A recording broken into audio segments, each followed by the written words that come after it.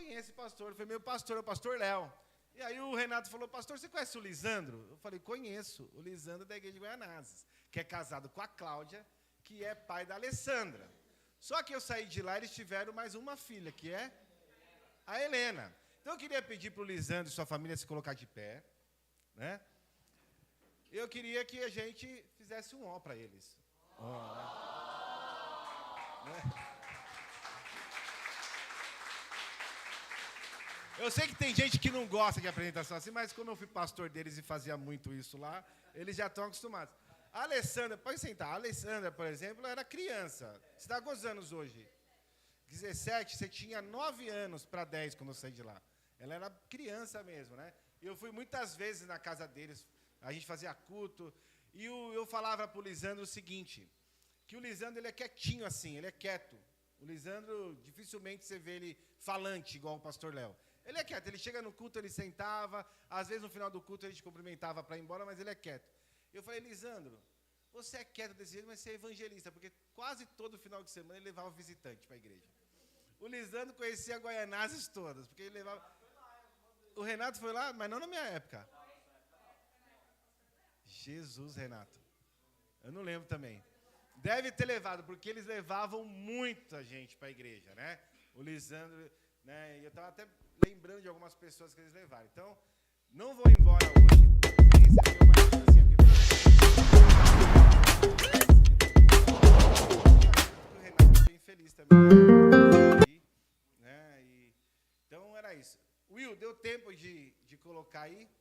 Então, irmãos, quem vem aqui de quinta-feira, nós temos o culto de quinta-feira, começa às 20 horas. Só que o culto de quinta-feira, ele tem um público bem escasso. A gente já tem uma igreja que não é grande, né? Hoje a igreja ela tem de 30 a 40 pessoas que vêm no domingo. E de quinta, eu já contei de 5 a 20 pessoas. Então, se tiver uma média ali, 12 pessoas que vêm no culto de quinta. Mas é um culto gostoso. Quem vem aqui, no final a gente tem uma comunhão com um chazinho, que acho que é a Celinha que prepara. A Celinha, o Felipe sempre agora está projetando os slides, está sempre aqui para tocar, tem uma escala, sempre tem um louvor. É um culto bem gostoso. E nós temos uma média menor. E eu preguei nesse culto de quinta esse texto. E hoje eu queria pregar para a igreja num número maior, né? E eu queria que vocês abrissem comigo lá em Romanos.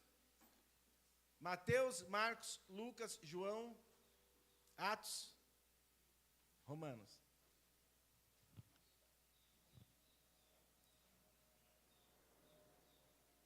Em Romanos, capítulo 12.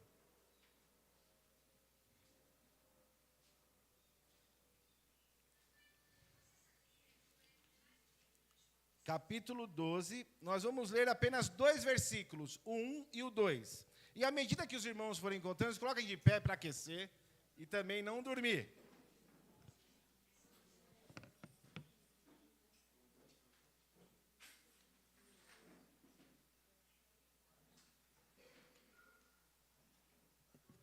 Romanos capítulo 12, versículos 1 e 2. Alguns até sabem de cor essa passagem. Romanos 12, 1 e 2. O tema na minha Bíblia está assim, sacrifícios vivos. Como que está na sua o tema? Sacrifícios vivos. Diz assim, portanto, irmãos, rogo-lhes pelas misericórdias de Deus, que se ofereçam em sacrifício vivo, santo e agradável a Deus. Este é o culto racional de vocês. 2. Não se amoldem ao padrão deste mundo, mas transformem-se pela renovação da sua mente, para que sejam capazes de experimentar e comprovar a boa, a agradável e perfeita vontade de Deus. Oremos. Senhor, nós te louvamos, ó Pai, nessa manhã. Nós te bendizemos por tudo que o Senhor já tem feito aqui nesse culto. Senhor, eu senti a sua presença até agora. Eu vi pessoas se derramando no teu altar aqui. E que o Senhor possa continuar falando através da tua palavra, que é viva, que é eficaz e que transforma vidas. E que ela possa transformar vidas nessa manhã para a honra e glória do teu nome. Em nome de Jesus, amém. Os irmãos podem se assentar. Eu queria que o Will projetasse aqui um videozinho que eu passei para ele de 2 minutos. E eu queria que os irmãos prestassem bem atenção nesse vídeo.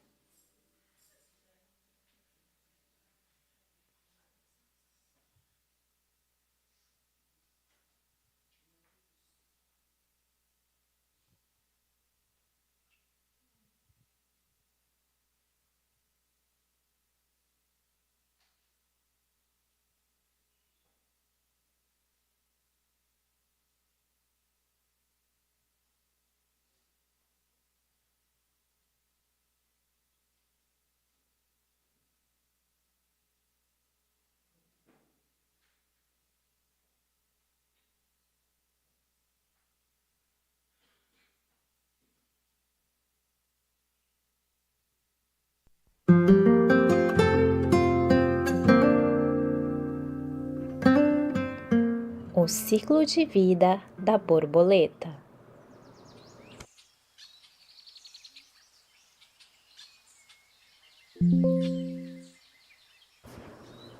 Uma borboleta adulta deposita ovos em uma folha.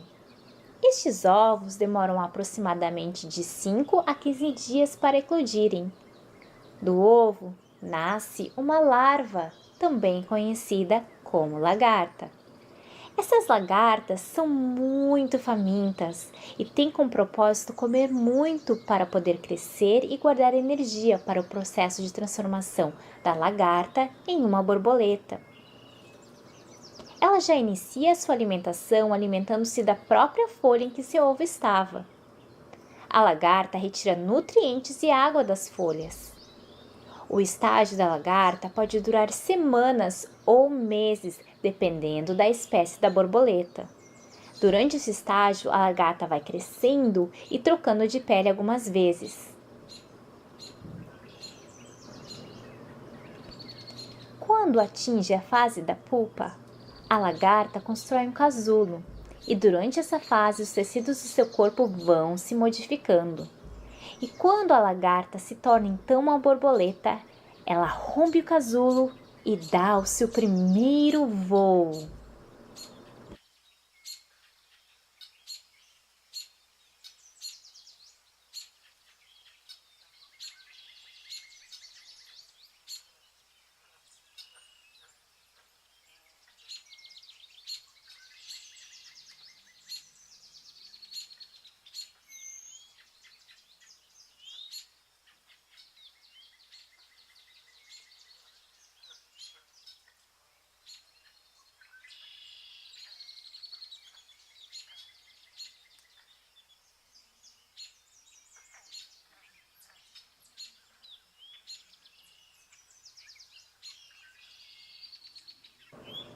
Essa borboleta voa ao encontro das flores para desfrutar o mais delicioso néctar. E um dia, esse ciclo de vida irá se iniciar novamente. Até mais! Legal esse vídeo, né? Sabe como chama esse processo? Metamorfose. A palavra metamorfose vem da palavra grega metamorphosis, que significa mudança ou alteração de estado físico ou da natureza de alguma coisa. E essa palavra, ela é utilizada por Paulo aqui, metamorfose da mente. E eu queria falar exatamente isso nessa manhã. Se nós não mudarmos a nossa mente em algumas coisas, dificilmente nós podemos ser chamados de cristãos. Porque cristão é aquele que muda a sua mente de algo que acreditava para acreditar em quem? Em Cristo. Então, nessa manhã, nós vimos esse vídeo da metamorfose que eu acho excelente. Tem até na teologia um grupo de professores do Mackenzie, que é presbiteriano, que eles têm uma teoria chamada design inteligente. O que é o design inteligente? Eles falam que tem um grande autor da inteligência humana. E quando você vê um vídeo desse, de um ovinho que a borboleta coloca ali na planta e depois sai um lagartinho, esse lagartinho vai para uma pupa e fica nesse casulo e desenvolve e transforma tudo por dentro para virar uma borboleta, você vê que alguém pensou nisso. Não é uma explosão que causou isso. Foi o próprio Deus que desenhou esse processo. É um processo de transformação radical. Porque imagina, eu já vi muita taturana. Eu que tive uma chácara, lá tinha muita taturana, muito lagarto, de estilo esse aí. E muitas vezes, quando a gente vê um lagarto, o que a gente quer fazer? Matar o lagarto. Mas a gente se esquece que é um processo da transformação para a borboleta, que é um processo lindo. Quem gosta de borboleta aqui? O que eu vejo de gente tatuando no corpo borboleta? Borboleta é lindo, é uma coisa maravilhosa. Eu sou fã de borboletas. Inclusive em Guarulhos. Quem aqui já foi no Bosque Maia? O Bosque Maia, eu acho que é esse nome que dá, borboletário. Tem um borboletário no Bosque Maia. Vão lá um dia para passear, para caminhar, mas vão para visitar o borboletário. Tem várias espécies de borboleta, que, como fala o vídeo aqui, algumas ficam mais tempo comendo, demoram mais, porque depende da espécie. E é um processo, a metamorfose não é um processo que você veio para a igreja e, a partir de agora, transformou a vida. Não. Nós vemos nos discípulos que Jesus escolhe quantos discípulos? 12. E diz que aí algum deles, ainda até quando Jesus morre, inclusive, alguns eram gananciosos por dinheiro. Nós vemos que alguns negaram Jesus, aliás, todos abandonaram Jesus. Quando Jesus é preso no Getsemane, o que acontece com os 12? Fogem.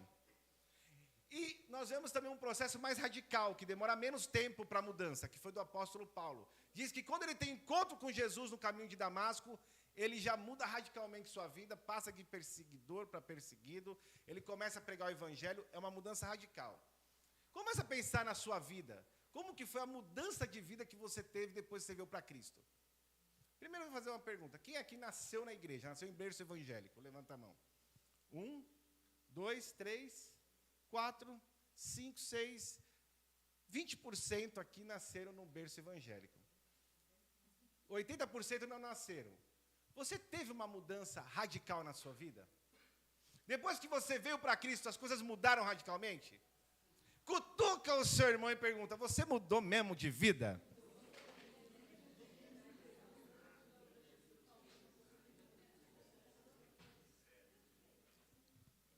Irmãos, vamos pegar o contexto aqui desse texto. O apóstolo Paulo, ele escreveu essa carta quando ele estava viajando numa cidade chamada Corinto. Na sua terceira viagem, ele está preocupado com Roma, porque ele ia para Roma, porque em Roma tinha um contexto muito complicado aquela igreja. Imoralidade sexual. O que é isso? As pessoas eram depravadas sexualmente.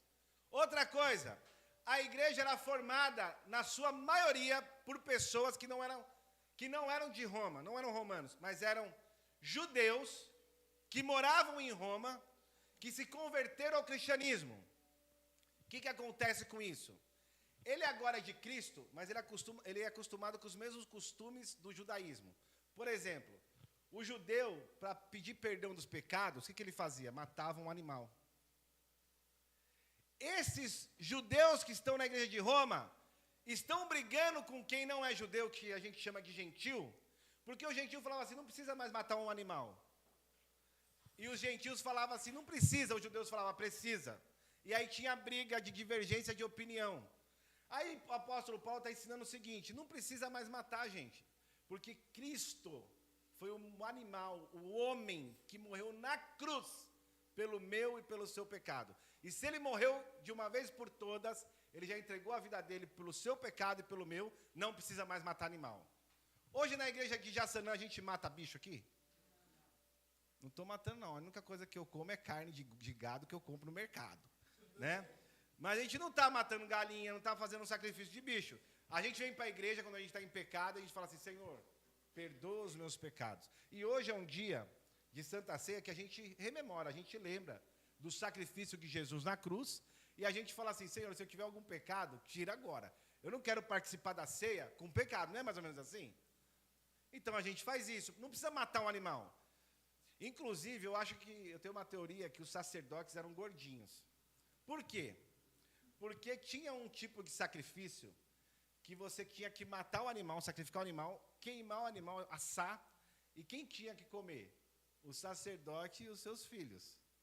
Então, eu, o Lucas, se fosse na época, né, Lucas? A gente ia comer todo o sacrifício ali, né? Comia, o sacerdote ficava com o sacrifício, comia o sacrifício, né? Então, eles entregavam o animal. Então, o apóstolo Paulo está com esse problema para resolver, porque tinha um grupo de judeus que agora serviam a Cristo, mas ainda estavam com o antigo costume. Sabe quando você vem para a igreja e você era do espiritismo, e você acredita que você vai para o céu, mas que também vai ter reencarnação? Eu já vi gente assim. Você vem para a igreja, se converte, mas você acredita na Ave Maria. Você acredita na Aparecida. Já viu gente que é assim? Aqui não tem, nessa igreja, amém? Mas tem igrejas que eu passei que tinha, né? Então, assim, é como se você tem que mudar a sua mente. Então, tinha um grupo naquela igreja que ainda estava com práticas velhas, que estavam com costumes antigos, mesmo estando na igreja. E tinha um grupo que não era judeu, que era romano, que era grego, que participavam daquela igreja, que estavam sendo hostilizados pelos judeus, porque os judeus queriam fazer sacrifício e os judeus estavam implicando com esse povo. Ó, é desse jeito que faz. Não, é desse jeito que faz. E aí o apóstolo Paulo escreve uma carta aos romanos, e ele vai explicando o sacrifício de Jesus na cruz até o capítulo 11, e chega no 12, ele começa dessa forma maravilhosa. E ele fala o seguinte, e eu queria entrar na primeira lição, então. A primeira lição é a parte A do versículo 1. Olha o que diz a parte A do versículo 1. Diz assim, ó. Portanto, irmãos, rogo-lhes pelas misericórdias de Deus.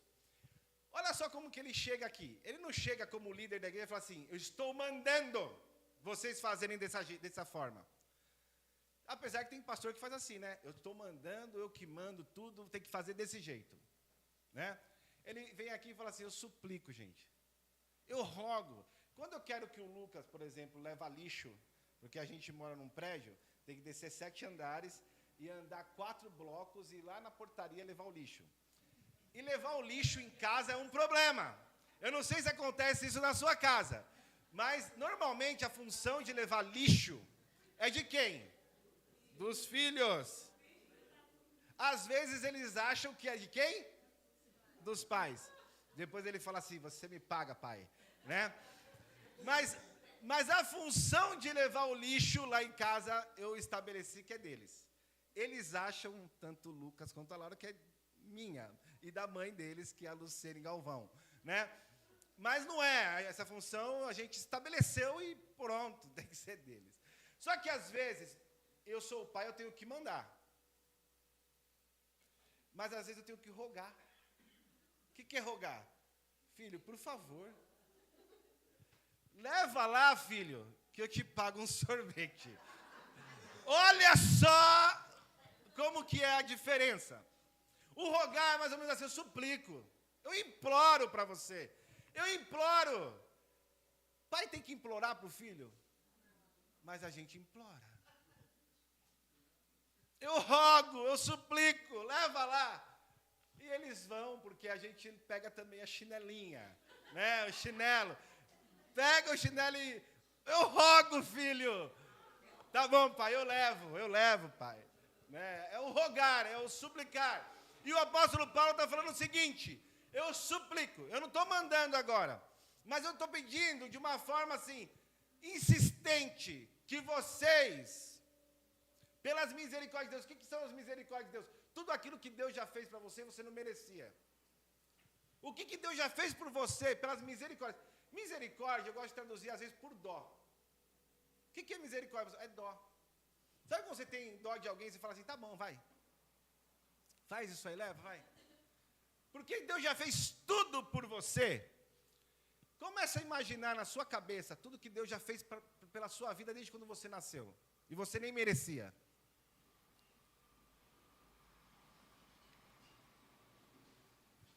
São tantas coisas que Deus já fez por mim e por você, a gente nem merecia.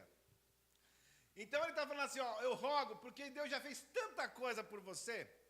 Então pensa nisso, como gratidão. Como gratidão, pensa assim, ó, Deus já fez, então eu vou fazer o que o apóstolo Paulo está falando aqui. Rogo-vos pelas misericórdias de Deus. Eu linkei aqui algumas misericórdias de Deus que vêm no capítulo, até o capítulo 11. Desde o capítulo 1 até o capítulo 11 são misericórdias que o apóstolo Paulo ensina a Roma. Por exemplo, lá no capítulo 5 de Romanos ele fala assim, ó, que Deus já nos justificou pela fé. O que é isso? Não precisamos mais de sacrifício de animal. Não precisa mais matar o animal, a gente está livre disso. Deus já nos justificou pela fé na morte de Jesus. Outra coisa, Romanos 6 diz que Ele nos libertou da escravidão do pecado. Sabe o que é isso? Se a gente morresse sem a salvação em Jesus, a gente ia direto para onde? Para o inferno ser escravo. A gente não é escravo só do...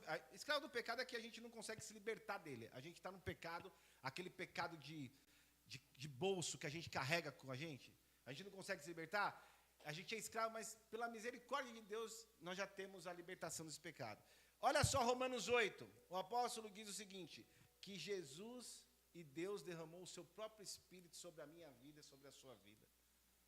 Olha só,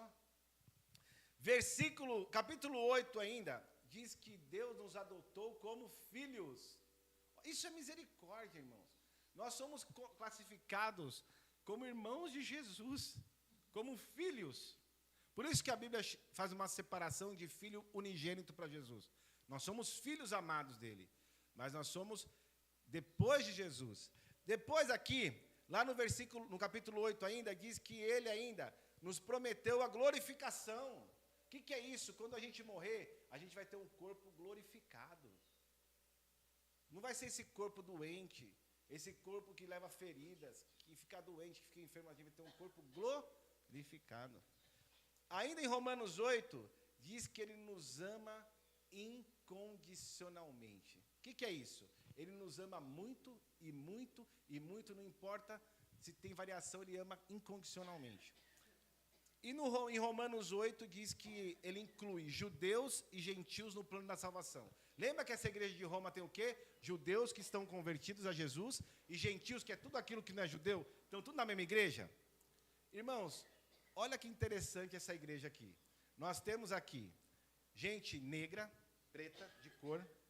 Nós temos japoneses. Nós temos brasileiros. Eu sou uma mistura. Segundo a minha avó, ela dizia que o meu tataravô era português, então era um europeu. Eu vou ter que fazer aquele exame que vê o sangue de onde a gente tem origem.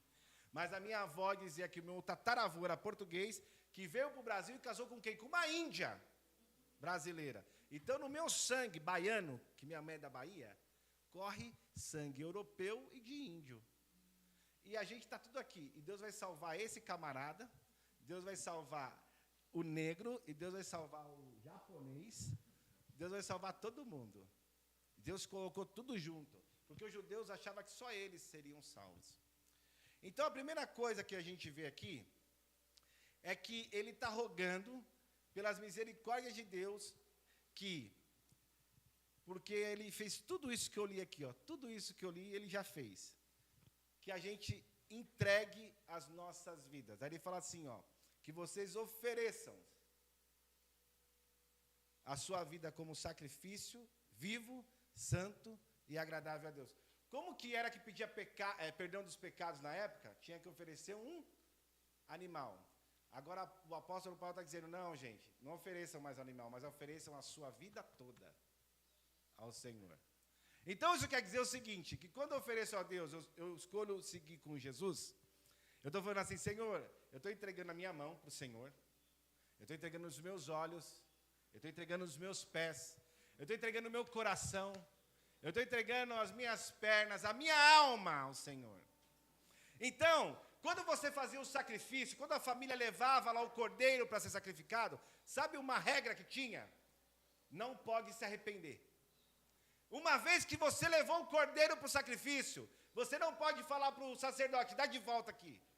Eu não quero mais entregar para o Senhor. Você entregou, não tem mais volta.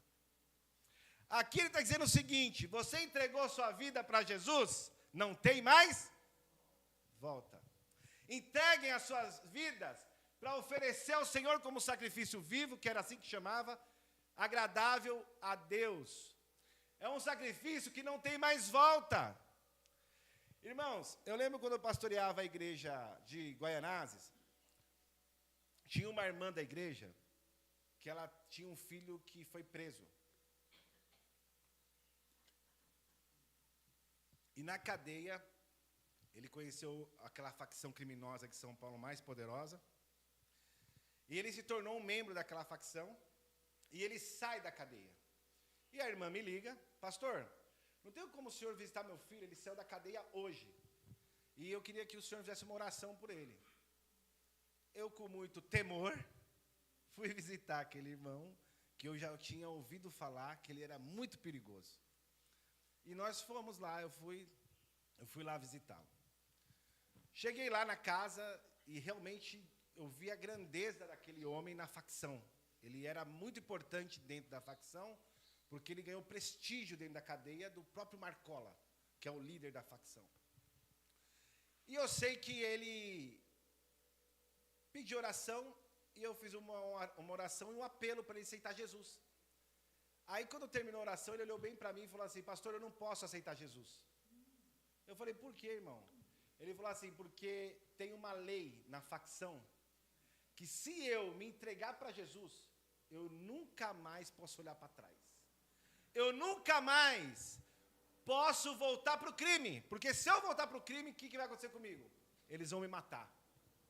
E eu não tenho a convicção. A certeza se eu quero isso. Só que passava culto após culto. Às vezes ele vinha lá com uma decisão. Lá em Guaianazes, eu não sei se o Lisandro vai lembrar, tinha uma porta lateral igual essa aqui, ó. Então o púlpito ficava bem rente à porta lateral. Então eu pregando, olhava para o lado, quem estava lá? Aquele irmão lá, pedindo. Ele esperava acabar o culto, ele ficava de pé olhando, às vezes eu até ficava com medo. O que o irmão veio fazer aqui, olhando assim para mim? Né? E ele estava lá esperando, porque ele era o executor do crime. Ele era aquele que põe a disciplina, como falam. E ele estava lá porque ele tinha que tomar uma decisão, ele vinha pedir oração. E eu fazia sempre a mesma. Chegou a hora de você entregar a sua vida. Ainda não, pastor. Ainda não. O que esse irmão me ensinou? Ele não se converteu enquanto eu estava lá. E faz tempo que eu não tenho contato com ele. Mas eu quero fazer uma analogia aqui com esse texto. Quando você se entrega como sacrifício para Jesus, quando você se entrega como sacrifício para Deus, não tem volta. Ou você se entregou mesmo, ou você não se entregou. Ou você fala: eu sou de Jesus mesmo, ou você não é. Não tem dúvida do que é. Aqui o sacrifício é: eu me entreguei, agora estou torrado, porque eu fui sacrificado, queimado, não tem mais jeito de viver. Agora eu morri para mim, eu morri para o mundo, e eu vivo para quem? Para Jesus. Olha que coisa mais linda isso, meus irmãos.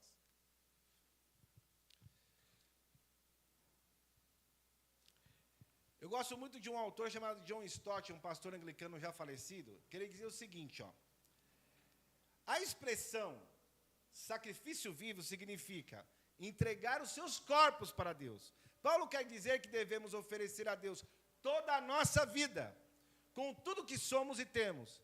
Não é só uma parte dela. Eu entrego só meus olhos, pastor. Eu ficava olhando aí para as coisas erradas do mundo, só entrego os olhos, mas meu caminhar não entrego. Pastor, eu entrego só minhas mãos, mas meu coração não entrego. Não. É entregar tudo. Ou é tudo, ou é...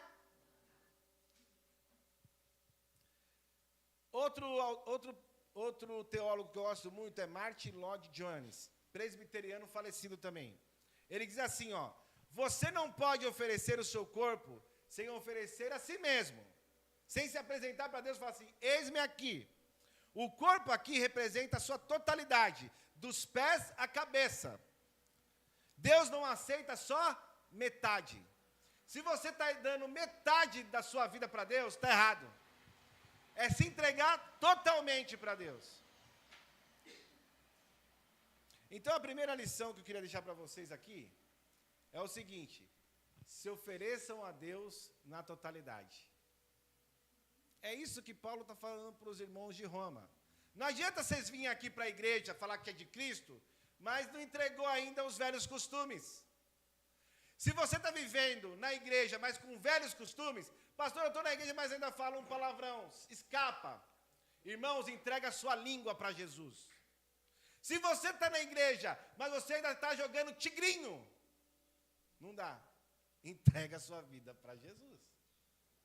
Se você está na igreja, mas você ainda está vendo pornografia, não dá. Entrega seus olhos para Jesus. Dá para entender a gravidade do que eu estou falando? Dá para entender a verdade pura que eu estou dizendo? É o que o apóstolo Paulo está dizendo. Essa igreja era uma igreja promíscua, essa igreja era uma igreja que se fazia acordo com o mundo, essa igreja era uma igreja que as pessoas estavam lá com um pé na igreja e um pé fora, essa igreja era uma igreja que tinha contenda, tinha divisões. Isso é seguir Jesus? Não é. Segunda lição, versículo 2, parte A. São 3. Então vamos caminhar aqui no versículo 2, parte A. Não se amoldem ao padrão deste mundo. Irmãos, esse mundo ele já tem uma forma. Não se amoldem. Quando você se amolda a alguma coisa, é porque você está entrando numa forma de alguma coisa. Então, não criem a forma do mundo. Não criem a forma desse mundo, que vocês já saíram dele, agora vocês vão entrar de novo. Então, não se amoldem ao padrão desse mundo. Irmãos, lá em Roma, como eu falei, eles tinham um problema de idolatria. Nós ainda vivemos num país de maioria católica. O que é isso?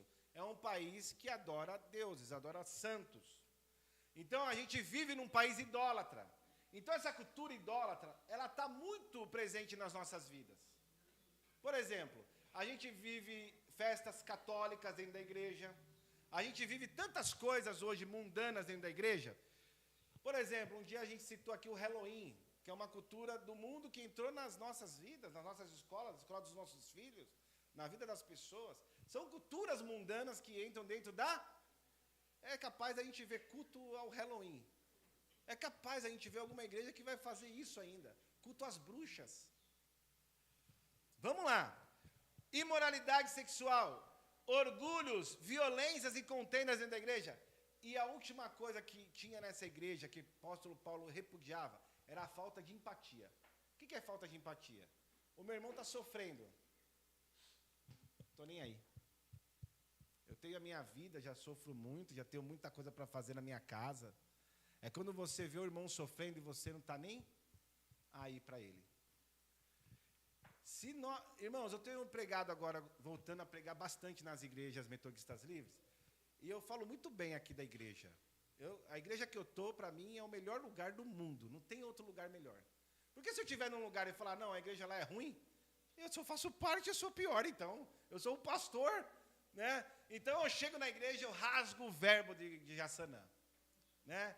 Então o melhor lugar para citar é aqui, né? Então tem que falar bem.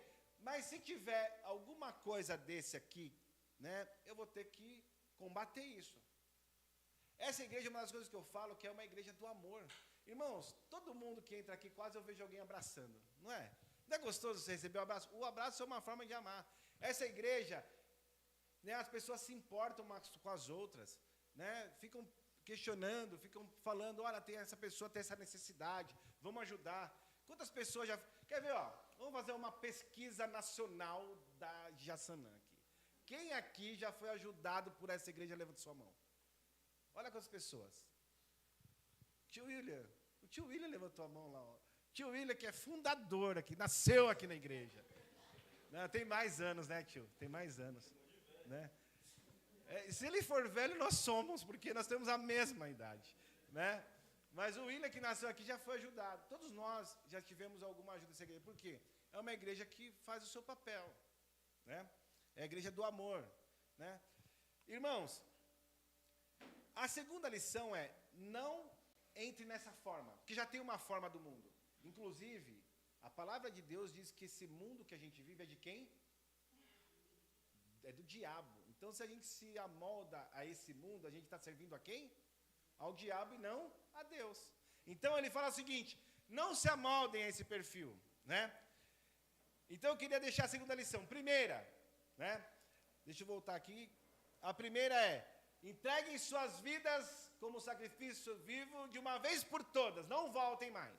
A segunda é, não se amoldem ou não entrem nessa moldura, não entrem nessa forma do mundo. E a terceira e última, está na parte B do versículo 2, que diz assim, mas Transformem-se pela renovação da sua mente. Essa partezinha, transformação da sua mente, é a palavra metamorfose. Na hora que você vai ler a Bíblia em grego, quando aparece lá, todo esse trechinho aqui, transformação da vossa mente, significa metamorfose. Mas transforme a sua mente. Metamorfoses, a tradução meta, significa mudar a forma. Foses significa radical. Mudar a forma radicalmente. Mudar sua mente radicalmente. O que significa isso, pastor Léo? Aquele que matava não mata? Aquele que roubava não rouba? Aquele que mentia não mente? Olha só que coisa interessante. É isso que é mudar radicalmente. Eu não faço mais as coisas velhas. Eu mudei radicalmente. Eu transformei minha vida radicalmente. E eu queria dizer para vocês, metamorfose, como vocês viram, tem as 4 fases. Do ovinho, foi lá, você viu como que é bonitinho a borboletinha botando o ovinho dela? Ela bota o ovinho, primeira fase do ovo. Lembra que lá no videozinho, falou que essa fase demora até 15 dias ou mais? Né? Demora ali alguns dias. Então, a fase do ovo. Depois, a fase do nascimento da larva. É a segunda fase que ela tem que ficar se alimentando, lembra? E ela tem que se alimentar da própria folha, às vezes, ou do caulezinho dela, porque ali tem água e tem substância para ela, porque depois ela vai ficar na pupa, no casulo. E esse processo pode demorar meses. Então ela vai transformar de uma taturana para uma borboleta, é um processo biológico de energia. É um processo biológico da vida, tão fantástico esse da metamorfose, que os designers inteligentes vão dizer que Deus criou isso. Não tem como uma explosão criar um processo vital desse. Deus desenhou esse processo. Deus colocou no papel e falou assim, vai ser desse jeito que a borboleta vai ter vida. Então a metamorfose, até chegar à vida de uma borboleta sair voando, ter liberdade, é um processo que pode durar aí até mais ou menos 60 dias. É um processo. E olha que coisa interessante, meus irmãos. Vocês sabem quantos dias leva para nossa mente mudar um conceito? Quando a gente, por exemplo, a gente acreditava num santo. Eu sou devoto de Nossa Senhora Aparecida. E a gente vai para a igreja, pode demorar um processo. A nossa mente leva um processo. Sabe de quantos dias? Até 60 dias para mudar. A mente do ser humano, quando tem um conceito estabelecido, tem mentes que pode levar anos. Mas, normalmente, uma mente para falar, não, agora eu mudei esse conceito. Eu mentia, vou parar de mentir. Ela demora até 60 dias. Será que tem alguma coincidência nisso? Eu acho que não. É o processo de metamorfose da mente. O apóstolo Paulo está convidando você a não ser mais o mesmo crente. Pastor, eu estou crente há tantos anos, mas eu acho que eu sou um crente medíocre, mediano. Pastor, eu sou crente há 20 anos, mas eu acho que ainda preciso transformar uma parte da minha vida que ainda não está transformada. Que meu pai fala que está difícil, que minha mãe fala que está difícil. Sabe aquele negócio que só os membros da nossa casa sabem? Que eles ficam olhando para nós, às vezes julgam a gente. Tem que mudar isso, não está legal. Uma das formas da gente mudar de vida é quando a gente é confrontado. Alguém fala assim, né? Eu trabalhei uma vez com um crente que ele estava indignado, porque o chefe dele falou assim para ele, se um dia eu tiver que ser crente igual você, porque ele chegava atrasado, ele faltava, ele não dava satisfação, o chefe dele confrontou ele. Se um dia eu tiver que ser crente igual você, eu prefiro não ser crente, prefiro ser da macumba, prefiro ser... E aí ele veio indignado falar comigo. Eu falei, mas ele está certo. Ele está certo. Infelizmente, você não deu o exemplo que tinha que dar. Então eu falei, a partir de hoje que você mude. E aí ele foi passando um processo, ele não foi mandado embora, e ele foi passando por um processo de renovação do trabalho ali. Então, demora até 60 dias. Irmãos, metamorfose. Eu queria deixar aqui, para a gente finalizar, tem uma autora de psicologia, professora da Universidade de San Diego, chamada Jeannie, deixa eu ver o sobrenome dela aqui, que eu sempre esqueço. Ela chama Jeannie Twenge. Jeannie Twenge, ela escreve sobre livros da atualidade de psicologia. E ela falou dos 7 piores problemas da mente atualmente. Os 7 piores problemas que uma mente pode ter nesse mundo atual. E eu queria ler, talvez você pode se falar, puxa, eu acho que eu tenho que dar um pouquinho disso. Ela diz o seguinte, são 7 áreas que a nossa mente precisa ser transformada atualmente. Primeiro, o egocentrismo, é quando a gente só pensa na gente. O mundo está cada vez mais egocêntrico. Nós só olhamos para o nosso umbigo. Narcisismo, quando a gente se ama, só ama, a gente não tem empatia. Lembra que eu falei que uma das coisas que a igreja tem que ter é empatia, amar o próximo? É quando a gente só ama nós mesmos, a gente não consegue olhar para o outro. Segunda coisa, ela diz que o mundo está desonesto. As pessoas não têm mais honestidade uma com a outra. É desonesto o mundo. Tem que mudar essas coisas. A outra coisa, arrogância. Terceira coisa que tem que mudar, ela falou que nós estamos vendo num mundo pior do que o mundo de antes. Esse mundo é arrogante. As pessoas não se cumprimentam mais, as pessoas olham de cima para baixo para as outras, as pessoas não têm mais empatia, as pessoas estão vivendo uma vida arrogante, né? Outra coisa, nós estamos vivendo num mundo impulsivo e nós estamos vivendo num mundo ansioso. O que é isso? Queremos tudo para já. Não queremos esperar mais. Metamorfoses é um processo que leva dias e na vida de um ser humano pode até levar anos. Metamorfose não é assim, ó. Então espera, meu irmão. Deus talvez tenha um processo para a sua vida. Outra coisa, nós estamos vivendo num mundo materialista. Nós somos o que temos. Então nós queremos ter. Nós queremos ter casas, carros, dinheiro. Nós queremos ter porque isso vai deixar a gente poderoso. Né? Outra coisa, que é a sexta, é a falsidade. Hoje não só a gente vê as pessoas se passando por outras. Essa semana eu estava mostrando para minha família, eu dei risada. Olha só, tocou no meu telefone DDD 018. Chamada de vídeo. O tema, a fotinho estava Viva Sorte. Aí eu nem atendi, porque eu pensei, eu não jogo Viva Sorte, então não vai ser para mim essa ligação. É ligação errada. Aí eu desliguei, tentaram ligar a segunda vez. Viva Sorte, ligação de vídeo. Desliguei de novo. Aí, pela terceira vez, tentaram ligar de novo. Viva Sorte. Só que um DDD 015. Aí eu pensei assim, será que eu ganhei? Será que é milagre isso? Ganhar uma coisa... Mas não atendi, desliguei de novo e fui assim, golpes do Viva Sorte. Eu não atendi e fui lá no golpe. Dizia assim, um senhor, eu acho, que caiu, que dizia assim, olha, como que pode? Eu caí no golpe do Viva Sorte. Me ligou de ligação de WhatsApp, de câmera, e eu atendi. E era alguém se passando pelo Renato, que é aquele rapaz que tem um programa na Band, que é o dono do Viva Sorte.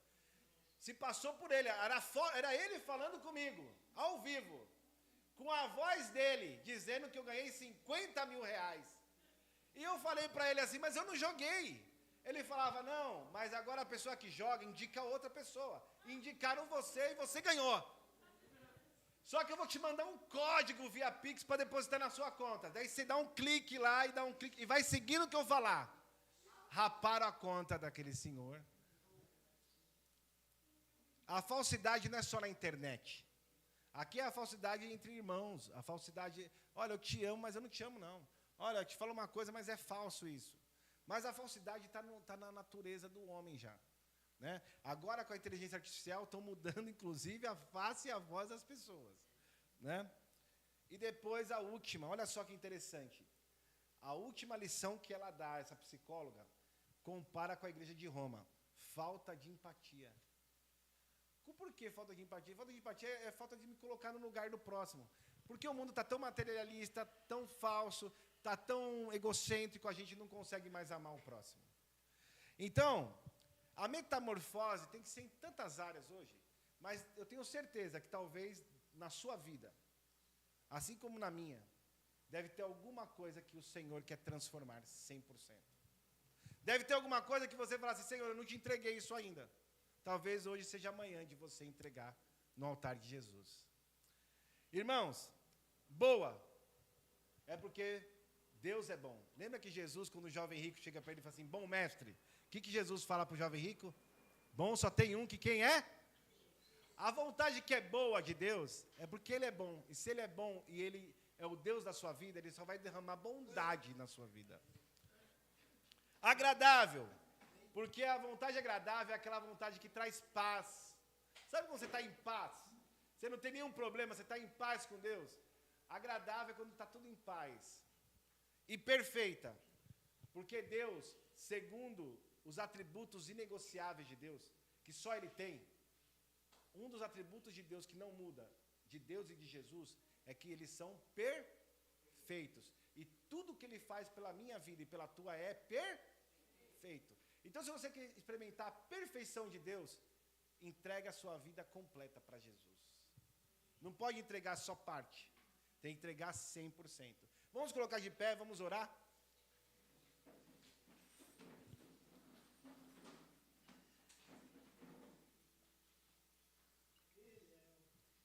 Ele é o meu xará.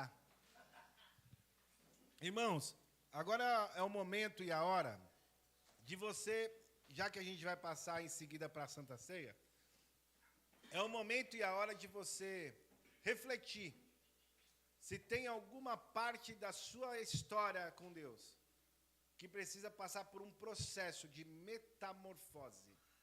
É um processo que talvez não seja da noite para o dia, mas é um processo que pode levar dias, meses ou até anos aí. Mas o processo normal para a mudança de uma mente são 60 dias. Um processo que pode levar a metamorfose, a mudança de uma estrutura como da lagarta para a borboleta, pode chegar aí a 60 dias. Não tem acaso que o Senhor quer mudar hoje na sua vida. Talvez você vai passar pela ceia sem raciocinar, porque o culto racional é você falar, Senhor, eu entendi o que o pastor Léo falou. E ainda tem uma parte da minha vida para te entregar. Mas não participe dessa ceia nessa manhã se você não entregar a sua vida completamente como sacrifício no altar de Deus. Senhor, nós te louvamos, ó Pai, nessa manhã, nós te bendizemos e nós rogamos, como disse o apóstolo Paulo, pelas misericórdias, por tudo que o Senhor fez por nós, pela sua graça que o Senhor derramou sobre nós. E nós queremos entregar nossas vidas como sacrifícios no teu altar. E não é qualquer sacrifício, é sacrifício vivo, perfeito, bom e agradável a ti. Senhor, e que nessa manhã o Senhor contemple o nosso coração, porque nós falamos assim, nós queremos entregar toda a nossa vida. É tudo, desde os pés à cabeça, tudo que vai em nós. Não é parte da minha vida, é completamente a minha vida. Não é o meu pé e minhas mãos só, mas o meu coração, a minha mente. E que nesta manhã o Senhor possa nos ajudar nesse processo de metamorfoses. Se ainda há em nós alguma coisa, algum processo, algo que precisa ser mudado, renova-nos, ó Pai. E faça como esse processo da metamorfose em nós. Que a nossa mente, que é o lugar das nossas emoções, e que muda as nossas vidas, é onde está o nosso pensamento, onde estão as nossas ideias, venha a ser transformado por Ti, Senhor. Senhor, eu sei que leva tempo, para alguns vai levar dor, vai dar constrangimento, mas que o Senhor possa nos ajudar para a honra e glória do Teu nome, em nome de Jesus. Amém. Amém. Queria pedir mais uma vez que a equipe de louvor viesse fazer aqui uma canção, enquanto nós nos preparamos para a Santa Ceia. Eu queria pedir hoje para a nossa irmã Mônica vir nos ajudar a distribuir aqui, a ceia. E vou pedir também, você quer ajudar, irmão? Vou